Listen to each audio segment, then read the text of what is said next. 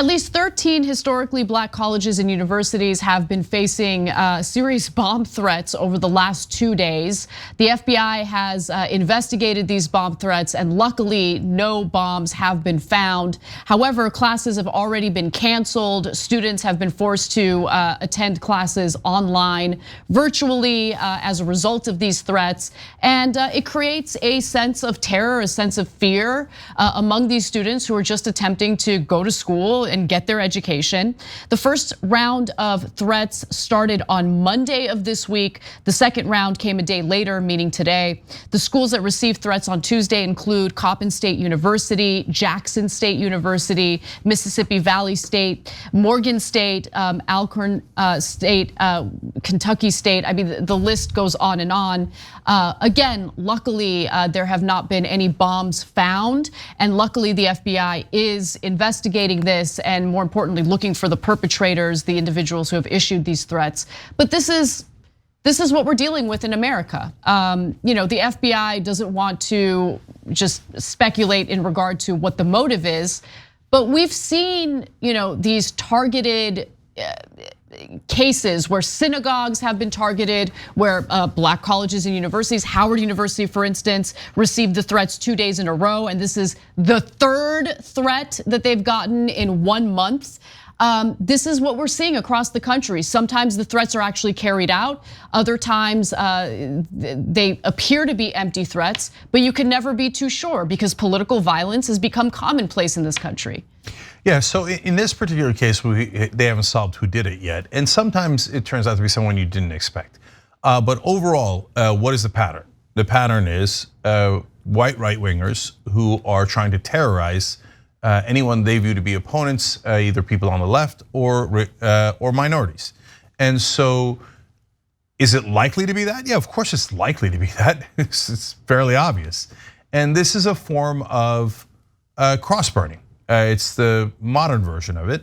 Remember, the cross burnings didn't kill people. They killed people in other ways, lynchings, etc. But the cross burning was meant to terrorize you and to intimidate you. And so now, even if there are no bombs, everybody in those universities are told you might die today. There's a bomb threat and you're to stay in your dorms, etc. And you have effectively terrorized those people. And the bomb threat is the assault. It is the cross burning. And so now, why is it happening more these days? This is a pretty spectacular case of it. Well, it's because this type of stuff is done to people on the left all the time. And if they don't have power, law enforcement completely ignores it. And so the right wing is now used to it. Now you out there in the real world never see it, so you have no idea what we're talking about. But progressives are targeted by the right wing like this fairly regularly. And since there's never, ever any consequences, they probably think, oh, it's no big deal. Now we'll do it to black colleges and terrorize more people on a larger scale. Now, these are large universities, so I assume they have some degree of power. They might be able to fight back. I hope they can, because law enforcement should find out who did it and give a very serious prison sentence to them. I mean, we talk about how the United States is such a great country, it's so free. But think about how there's so many things happening right now simultaneously that make it clear that we're not free. So many people live in fear because of these threats, because of the fact that you have literal elected officials inciting violence against those who are already disenfranchised in our society. Imagine being a student on one of these campuses, hearing that you have to shelter in place, that the school is on lockdown due to a possible bomb on campus.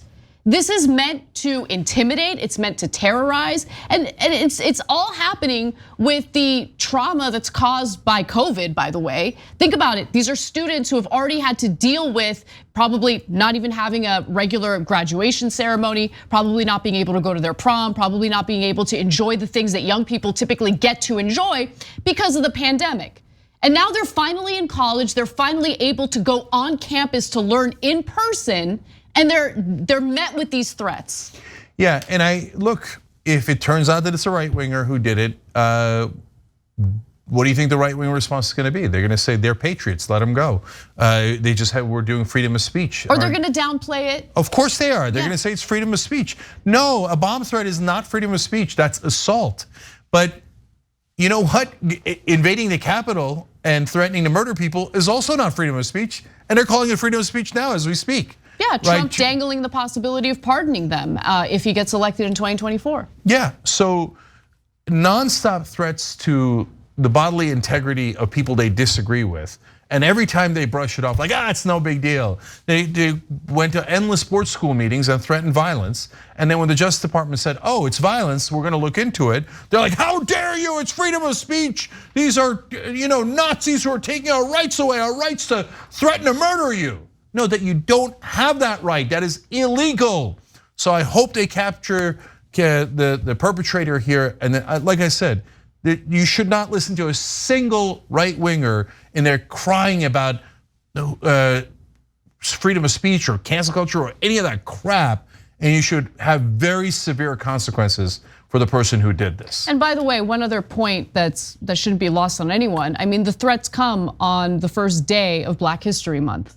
So, I wonder what motivated these bomb threats. Thanks for watching The Young Turks, really appreciate it. Another way to show support is through YouTube memberships. You'll get to interact with us more. There's live chat emojis, badges. You've got emojis of me, Anna, John, JR. So those are super fun. But you also get playback of our exclusive member-only shows and specials right after they air. So all of that, all you gotta do is click that join button right underneath the video. Thank you.